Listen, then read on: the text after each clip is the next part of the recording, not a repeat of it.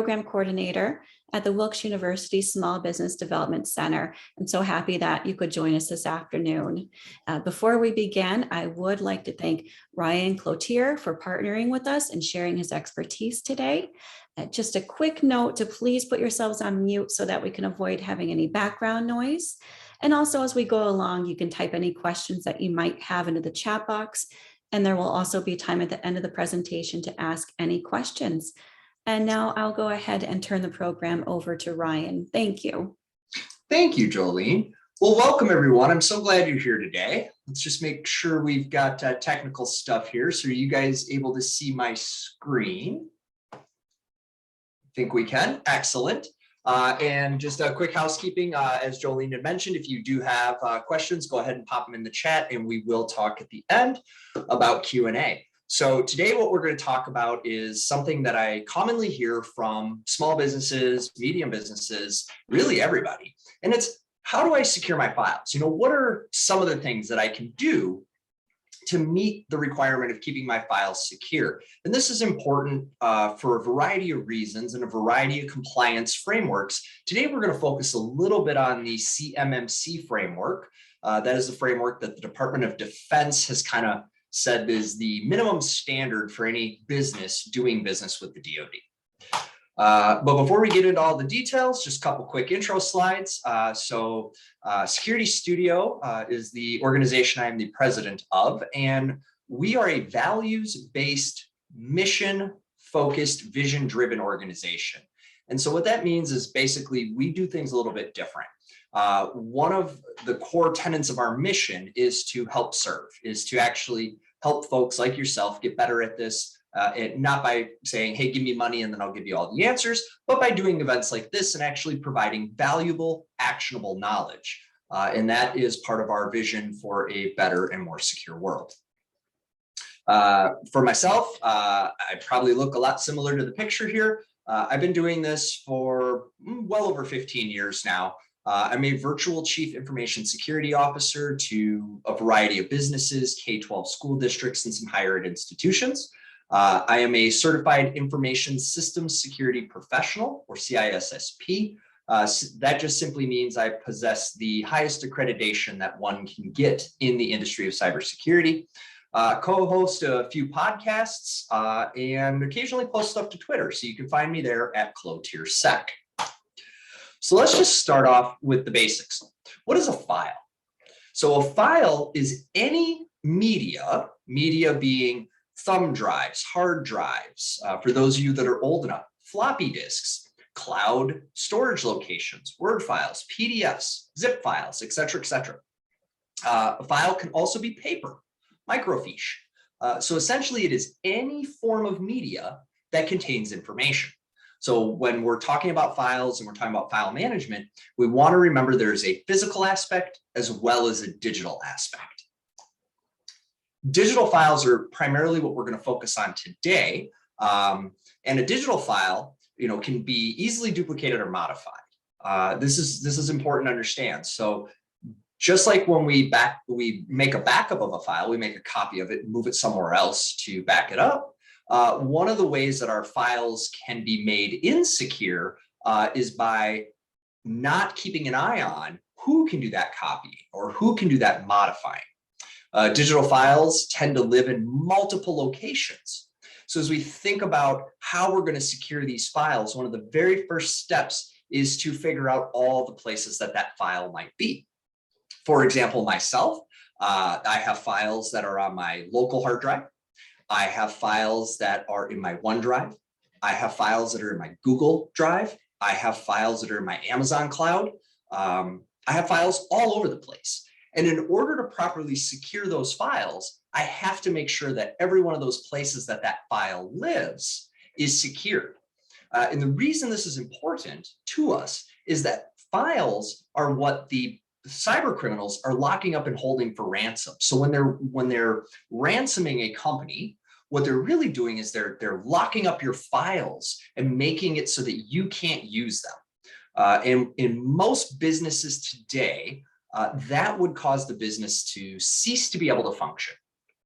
Just a quick statistic, 60% of small business will go out of business within 6 months following a cyber attack. And the number one cause of that is that their files were held for ransom and they weren't able to get those files. And so they weren't able to conduct business for a few weeks. And then after they recovered, they have this huge expense of dealing with this cyber event. And when that is paired with that lost revenue, and a lot of times subpar insurance coverage, that'll can cause the business to ultimately file for bankruptcy and go under. So a little bit more about where can files live, and they can live in many places at once. So some locations to think about are our laptops and desktops, our phone. Our phone has a lot of files on it, especially if we're using it to like check work email. Maybe we were using Slack or OneDrive or something like that. So our phone can be a place that files live. Removable media, so USB thumb drives, very popular place for them to live.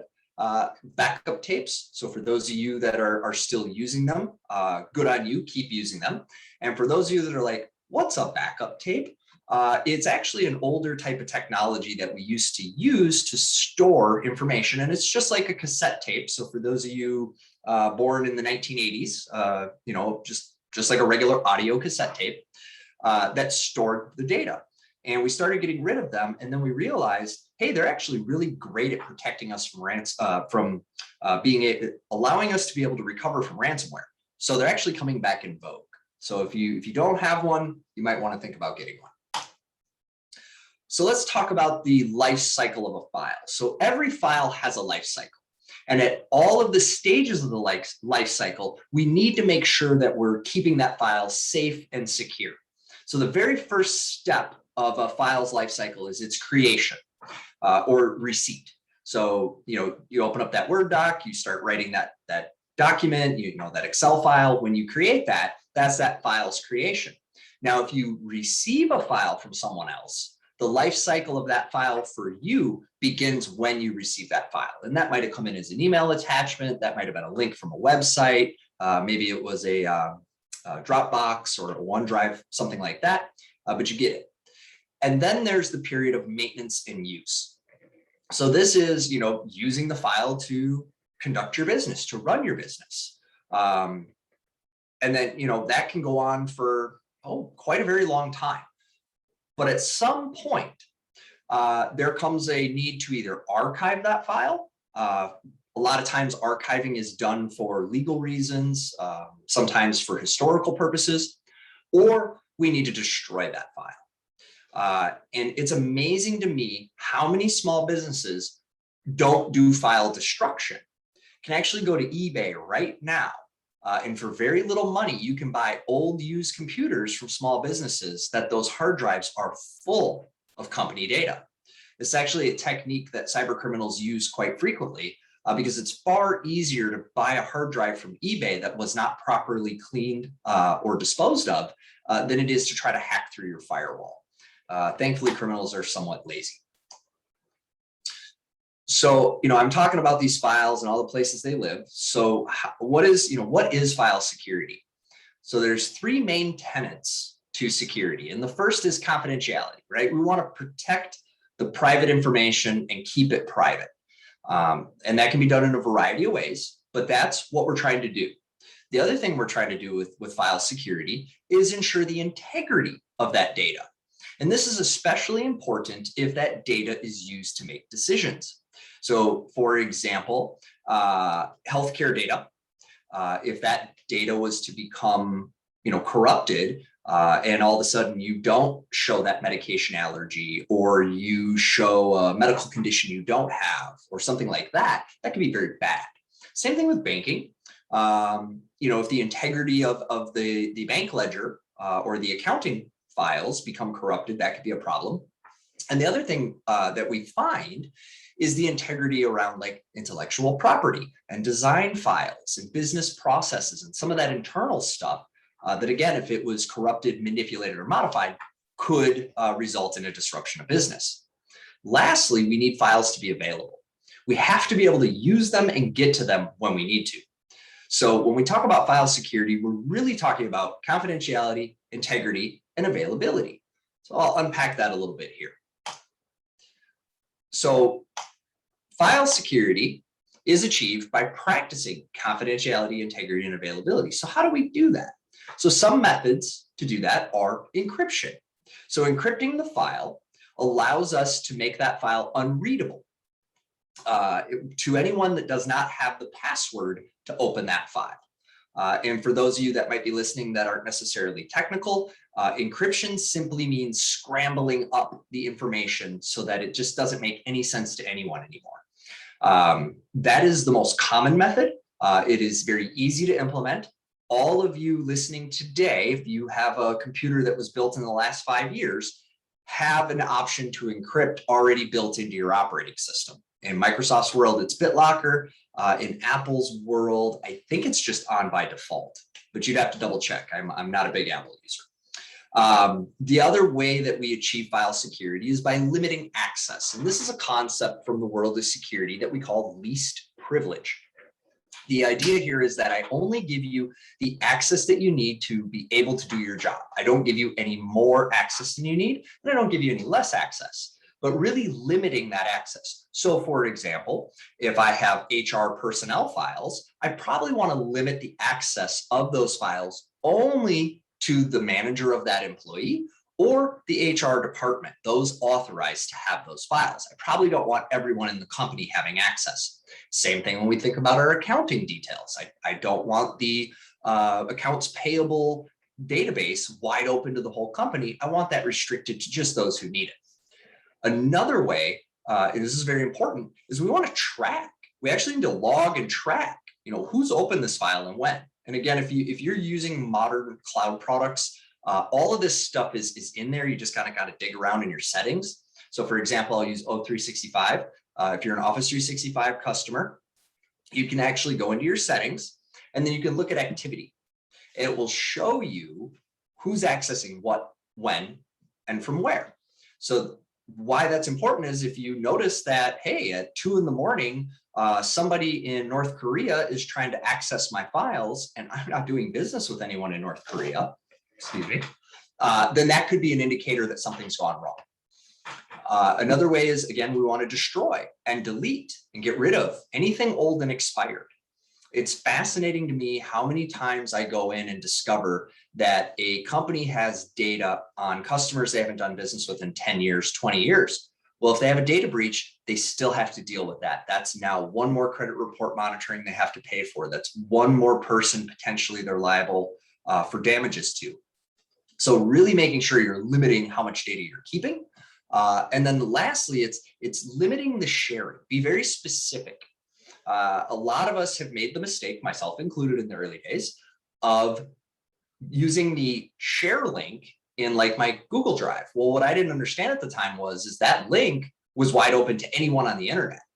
And that if they just ran a script, they could find that link and access my files. So I had to get very specific and only share it with certain people. So I didn't use the generic share link. I would actually, set up a specific email address or user.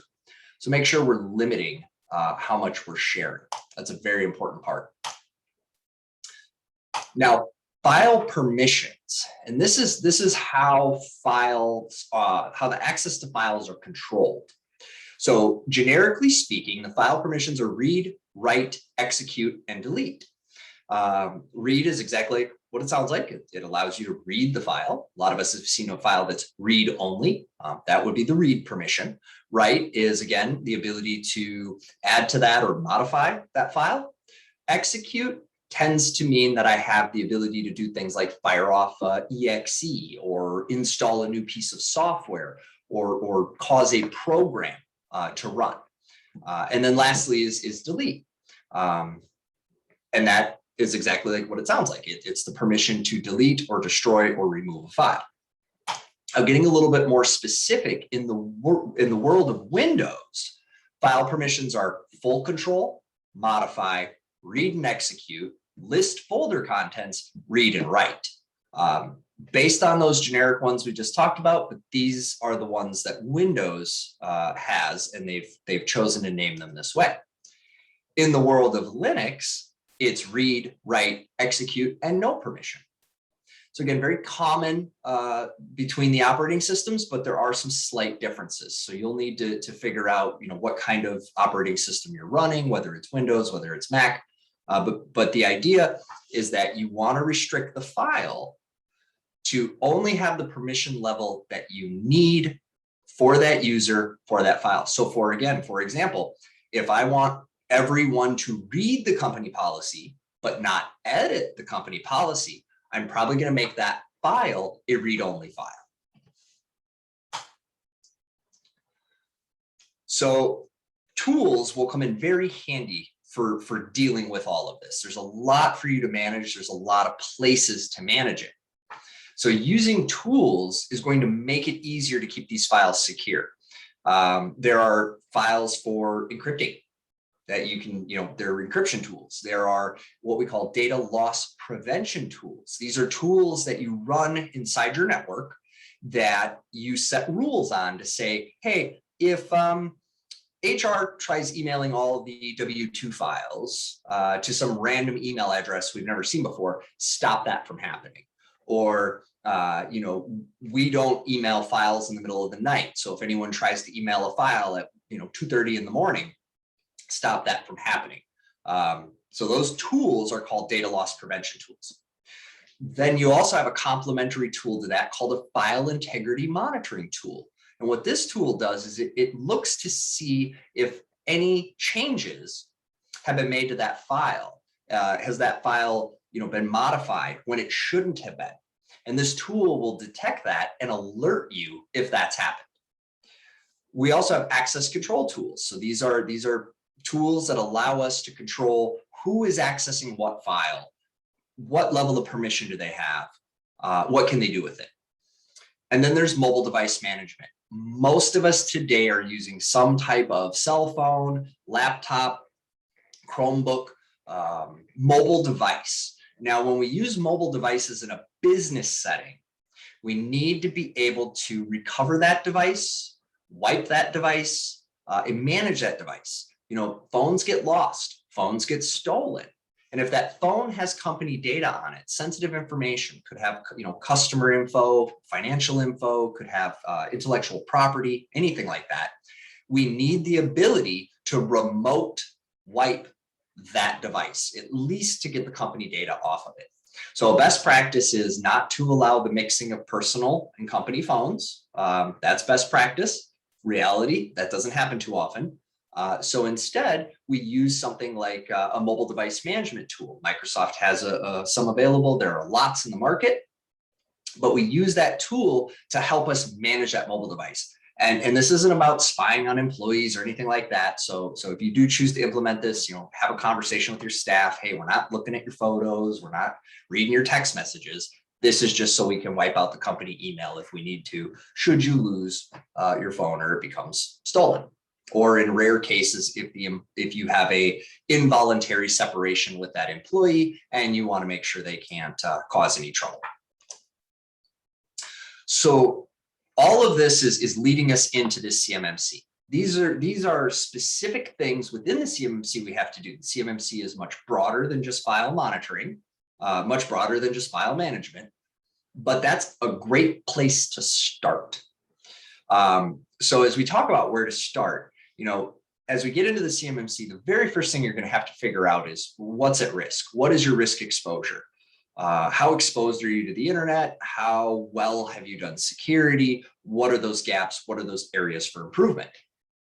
So getting a risk assessment done is very important. The next thing you're going to want to do, and this is specific to data, is you're going to need to inventory those files.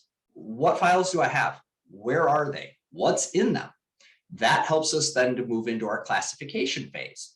Not every file you have needs to be protected like it's a trade secret, but you do need to protect your trade secrets like they're trade secrets. We actually just saw a court case play out where the company was hacked, their trade secrets were stolen, and the judge ruled because they did not protect them like trade secrets, they could not argue that they were trade secrets.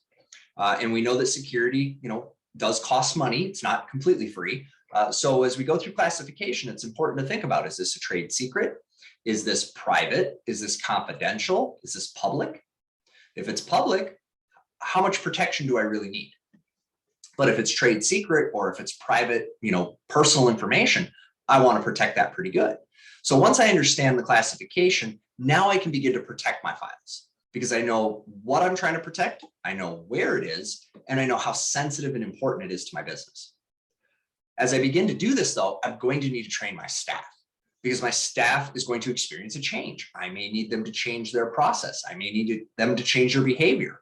I may just need to educate them on the fact we're using a new system or tool. So it's important to understand that you need to train your staff as well, and then monitor.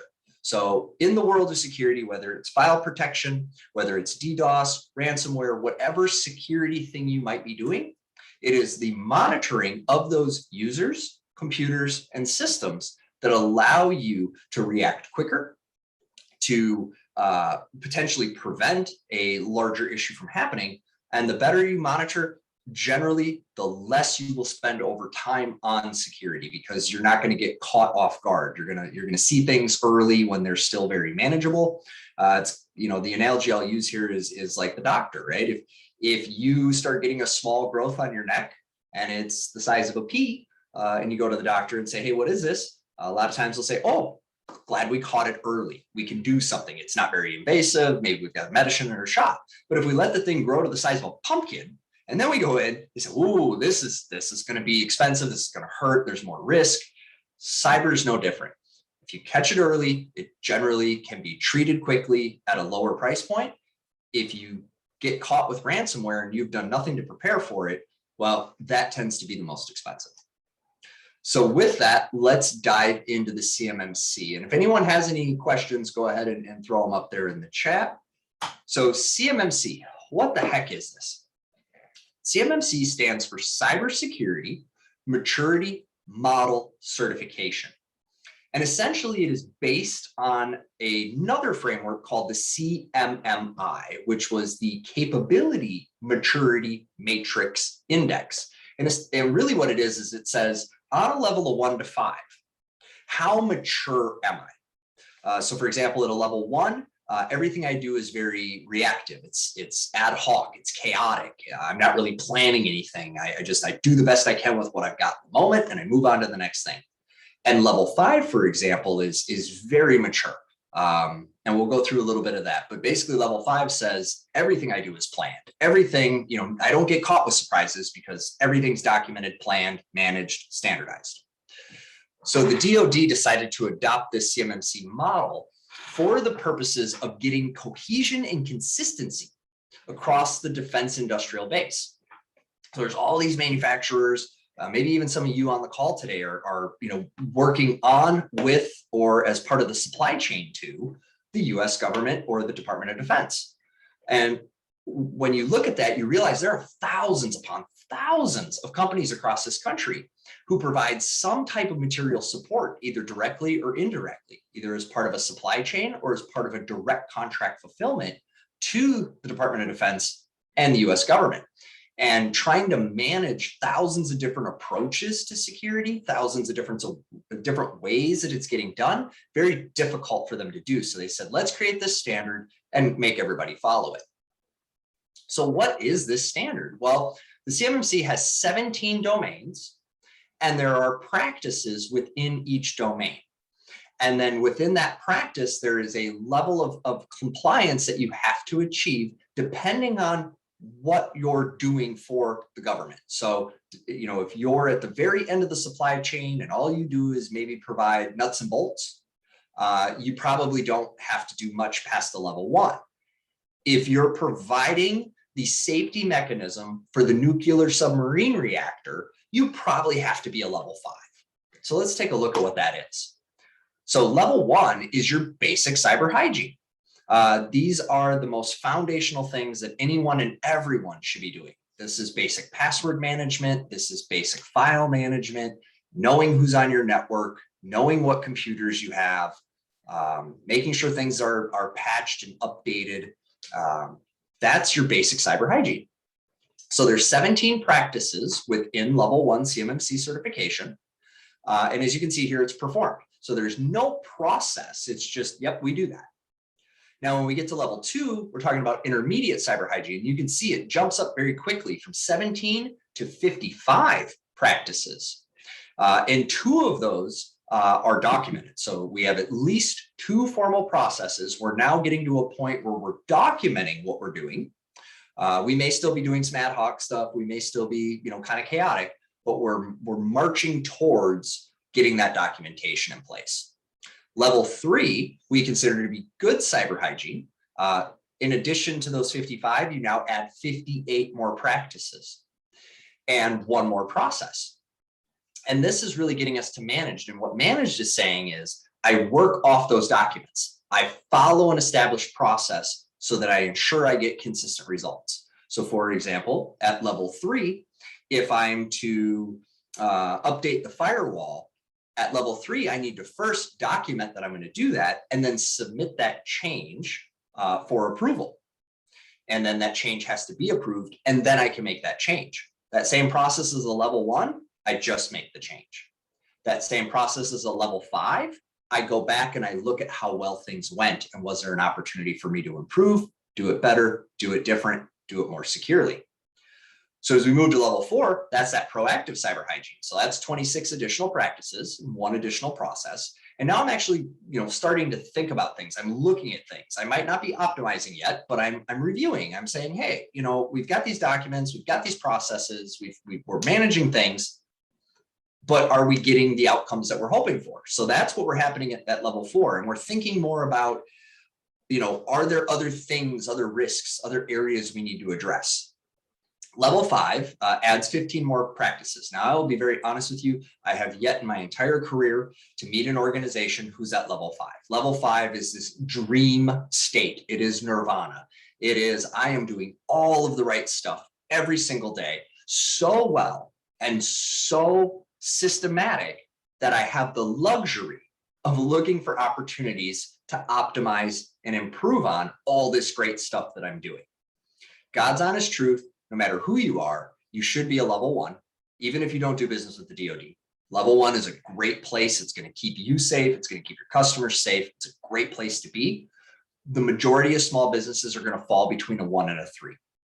At level 4, when the DoD requires you to be a level 4, generally we're talking about a tier 1 supplier. You're manufacturing military equipment, weaponry, guidance systems, And as a citizen of this country, I want the companies who are building those things to be as secure as they can be, right? I don't want that information falling into the hands of the bad guys who could maybe use it to harm us. So that's the CMMC certification levels in a nutshell. Hopefully some of that made sense. So now we're going to take a look at how we do that. Now, Security Studio provides a risk assessment platform. It's what we do. And one of the things we look at is the CMMC. So what you're seeing on the screen now is our view of a level 1 CMMC. So as you can see here, access control is a required domain, and they scored a 644. Our scoring system goes from 300 to 850, just like a credit score. Makes it pretty easy to read. All these ones in black, though, don't apply at level 1. So these are not applicable at level 1, but at access control, incident response. So that's having a plan for what happens if I get a cyber attack. How am I going to recover, respond, communicate? You can see here, system communications and protections required, media protection, physical protection, identity, and authentication. And those are just kind of your basic level 1s. In the Security Studio platform, green means compliant. Any other color means you're still working on it. Here's a little bit of a deeper dive looking now at level 1 and level 2. So as you can see at level 2, now audit and accountability start to come into play and awareness and training start to come into play. Each one of these is designed to kind of walk you up in levels of maturity. And all of it is based off of the NIST frameworks. And maybe you've heard of these before and maybe you haven't, but 2 of the most common frameworks out there that are used as part of the CMMC, they're also used in a variety of other areas, are the NIST 800-171. And this is going to be CMMC levels 1, 2, and 3. Has a total of 110 security controls across 14 control families. Us IT folk and security people love to come up with new terminology, so I apologize in advance. There's also the NIST special publication, that's what the SP stands for, 800-172. And this accounts for CMMC levels 4 and 5. And in that are 35 controls and 3 control families. I don't expect anyone to be an expert in this, but it does help to know what are the actual things behind this. And for those of you that might not know, NIST is the National Institute of Standards and Technology. So they provide guidance on all types of technology related things, like how your keyboard should be work, and just different technological stuff. For example, NIST in a non-computer setting is helping to conduct the investigation in Florida to figure out what happened that caused that building to collapse. So great organization. These are really good frameworks, and they use them for the CMMC. So again, the S2 score, we help people get ready for the CMMC audit. That's what our tool. We have a variety of different frameworks that we support: HIPAA, high tech, NIST, CMMC, FFIEC if you're in banking, et cetera, et cetera. But the idea is, you should do an audit prep. So if anybody today, whether you do it with us or anybody else, if you're thinking about getting CMMC or you're required to get it, I encourage you to work with someone to do your audit prep first before you bring in your auditor. If you bring in an auditor and you haven't prepared, the auditor's job is to find things wrong, say, yep, that's wrong. Then they stop the audit and they leave. And now you pay that bill and they say, okay, go fix that. And you fix it. And then you pay them to come back a second time. And if they find something else, they say, oh, no, we found that. You need to fix that, and so on and so on. So you actually save a lot of money in the long run by working with a firm or even doing it yourself. But go through that audit prep. Make sure you're ready for your audit. The S2 platform will give you a roadmap for improvement, and it's super simple. If anybody wants any more information on this, feel free to reach out to Jolene or myself. Happy to get you guys some info on it, but I'm also not here to sell you too hard. I'm here to help you. So probably the most important slide we're going to look at is this one. And it's talking about who is responsible. A lot of times we think it's somebody else's problem. It's Microsoft's problem. It's the IT guy's problem. It's my ISP's problem. Your cybersecurity practices and habits, your cybersecurity risk is 100% your problem. You are responsible for you. No one else is responsible for my cell phone being secure except for me. Not the cell phone maker, not the cell service provider, not anyone else in my household, me. Same is true in your businesses. You're responsible for the security of your business. Whether you have 1 employee or 1 million, you're still ultimately responsible. No one's responsible except for you. Risk is what we're talking about, and risk is very personal. So for example, I'm not comfortable with certain security risks. I'm just not, partly because I'm a security guy, partly because being a security guy makes you paranoid, but I'm just not comfortable with certain risks. I have friends of mine who are very comfortable with those risks. That's okay. That's their choice. Myself, I don't have a smart home. I don't have smart speakers. I don't have any of that stuff. I'm not comfortable with that risk. I have friends who their entire home is controlled by their cell phone, and they're okay with that.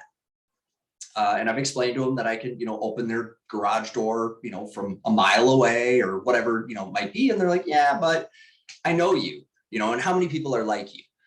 So they're not wrong, but, think about that. And this is true for your business as well. The risk that you're comfortable with for your business is very personal to you. Being responsible and knowing about cybercrime, knowing about how to protect yourself from it, taking just even the tiniest step today, maybe today's the day you can add multi-factor authentication to your accounts, will help you to protect yourself from crime.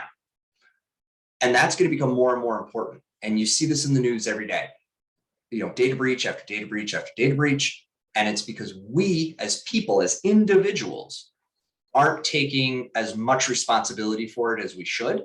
We're kind of expecting somebody else to handle it. We're expecting Amazon or Apple or the IT guy or my internet provider, but it is us. So as Smokey says, only you can prevent cybercrime.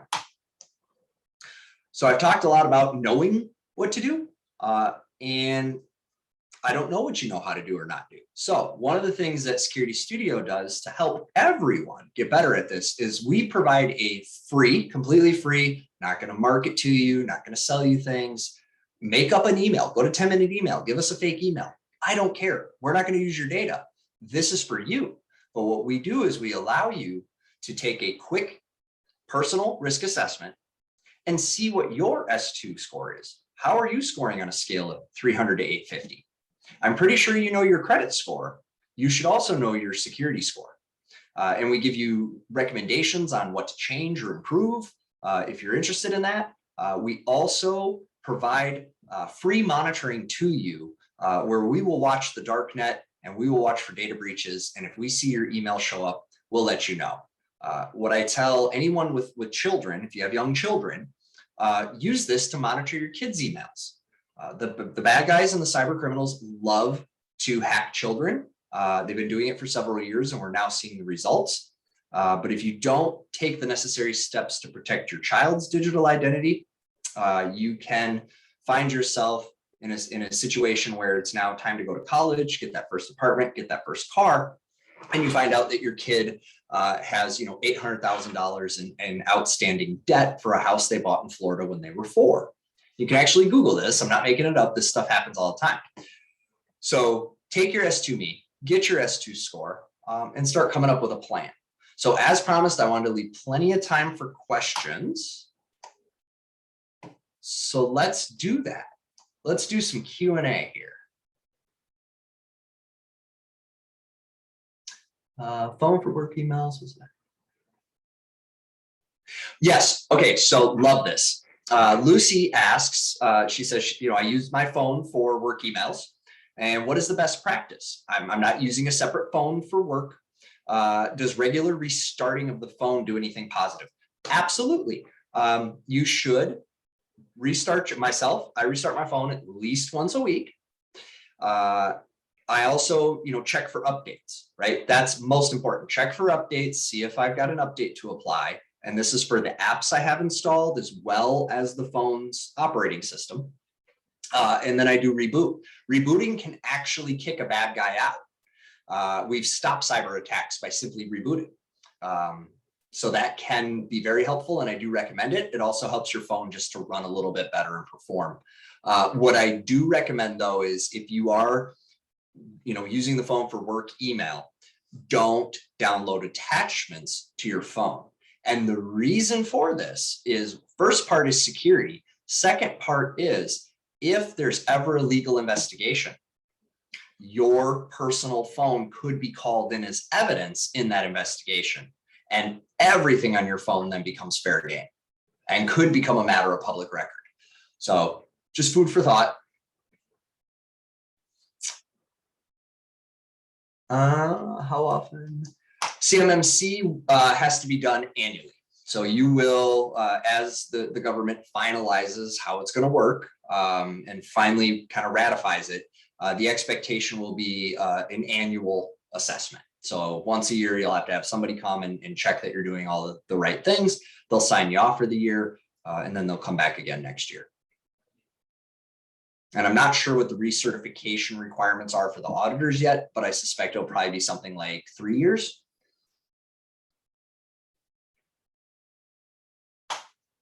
Other questions that we have? And you guys can ask me anything. It doesn't necessarily even have to be on what we covered on the slides. Right? Think of it like a Reddit AMA.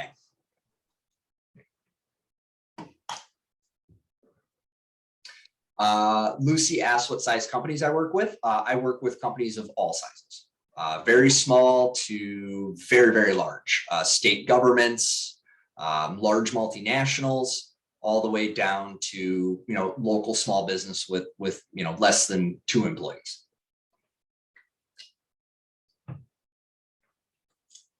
Because believe it or not, cybersecurity is for everybody.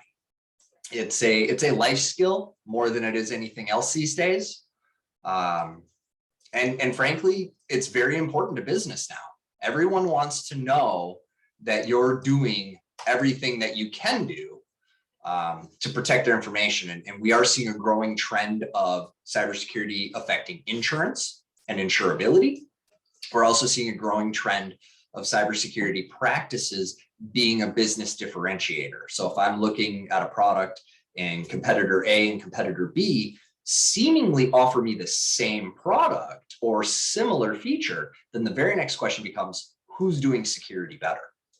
Who's in this fight with me? Who's going to tell me that something's gone wrong before I read about it in the paper?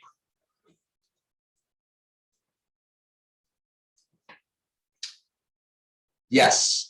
So Lucy has asked, am I familiar with cyber insurance through business insurers? Absolutely. I work very closely with the insurance industry. And the craziest thing that I've seen happen in the last 6 months that will be impacting businesses of all sizes is that Lloyd's of London and Berkshire Hathaway, who happen to be two of the largest underwriters of underwriters, basically said, we will no longer write these crazy high dollar limit coverage plans for cybersecurity because people aren't doing enough of the basics, that it's now too risky of a business proposition. And so maybe you yourself have gotten your renewal where, last year it was maybe 1 page with 5 questions, and this year it's 13 pages with 80 questions. We fully expect that trend to continue. We also expect the cost of cyber insurance to go up because they've paid a lot the last couple of years. I forget what the final number was. I think it was like 14 trillion overall globally. So, insurance companies are not in business to lose money. They're in business to make money. So they're going to change how they do what they do. And then that's going to trickle down to us. So for any of you that take credit card payment, PCI is something you've had to deal with. Now, you probably dealt with it by hiring an outside company who provides that service and you're just able to swipe cards and everything's good. But somebody has to be doing that work. Same will become true with cyber. Antivirus and do I have any recommendations for antivirus, anti-malware security software? I do. It's going to come down to a couple of factors. Really, at the end of the day, almost all of it does the same exact thing. And we're at a point now where it's so commoditized that I wouldn't necessarily recommend one brand over the other. What I would look at is, what am I trying to secure? Is this my personal machine? Is this my phone? Is this a set of business computers? Is this my server at the office? What am I trying to secure? There are some products that work a little bit better with like larger environments than smaller. But I'll tell you what, 2 that come top of mind, PCmatic. PCmatic makes a great product. I really like them. And what I like best about PCmatic is they give it away for free to K-12 schools. So there's a special place in my heart for that. And the other one I would turn you on to is Nodeware, Nodeware. And what Nodeware does is it actually scans your computers for vulnerabilities. So think of it as like antivirus on steroids, and it's incredibly affordable. So those would be the 2 top ahead that I recommend. But just have something is really the takeaway there. Doesn't matter the manufacturer. If you are notified your email is on the dark web, the very first thing you want to do is reset the password for that email. Okay, step 101. And if you're like most humans, that password probably has been used a couple other places. Go reset it there as well. Best practice, don't reuse your passwords, right? Have one password for one thing and a different password for something else. Password managers can be very helpful. I couldn't even begin to tell you what my passwords are because I use a password manager. So I have these crazy passwords that are like, 27, 32 characters long, made up of, the cat fell asleep on the keyboard, it's just terrible long password. I only need to remember one password though, and that's to get into my password manager. Everything else I can just kind of click and it's very easy. The other recommendation I'll give you is have one email address that you use only for financial and health purposes. So your MyChart login, your bank login, your credit card, your 401k, all that stuff, send that to a single email. And don't name it something like this is my banking information at gmail.com, right? Make it a little bit harder to figure out, but use one email for all of those accounts and then one or many email, your choice, for everything else. That is something that you can do today that will reduce your risk by 60% right now, because the bank and the hospital are working very hard to protect your information. However, Joe's knitting supplies.com, maybe not so much. So we want to be very selective and fiercely protect those finance accounts, especially in business. Other questions?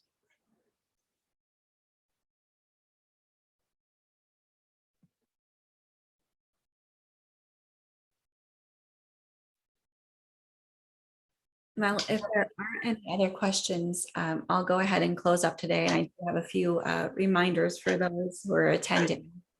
First, I want to go ahead and thank Ryan for being here with us today and sharing your insights. As always, your expertise is always appreciated. Oh, we do have one more question.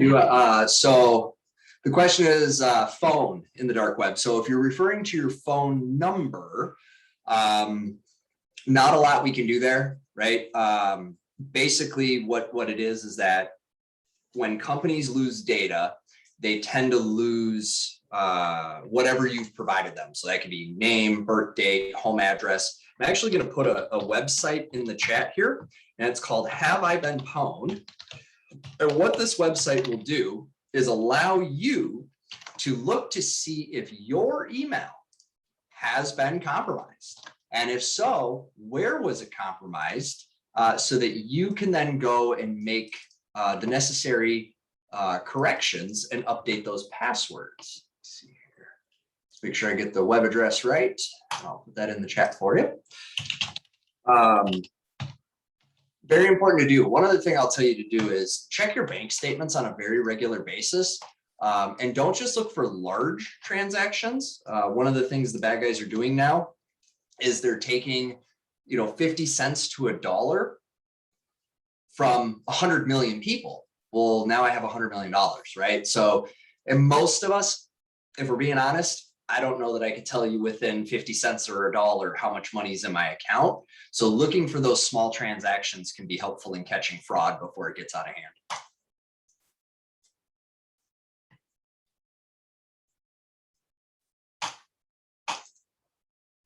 Well, thank you, everyone. I hopefully you learned something today, and absolutely happy to help. So if anything comes up, any questions or anything, don't hesitate to reach out to Jolene, and she'll get that to me, and we'll get you some answers. Thank you, Ryan. Just a few housekeeping notes. I will be making available the recording of this training on the Wilkes SBDC YouTube channel for everyone, and I will be emailing that link to attendees as well. I'll also be emailing out a post-event survey so that we can determine which of our resources will best suit your needs and what topics you would like to see as training sessions in the future. And with that, I just want to thank everyone for attending this training. And if you have any questions, please don't hesitate to contact us at the SBDC. I hope you all have a wonderful rest of your day, and I look forward to seeing you at future webinars. Thanks so much, everyone. Bye.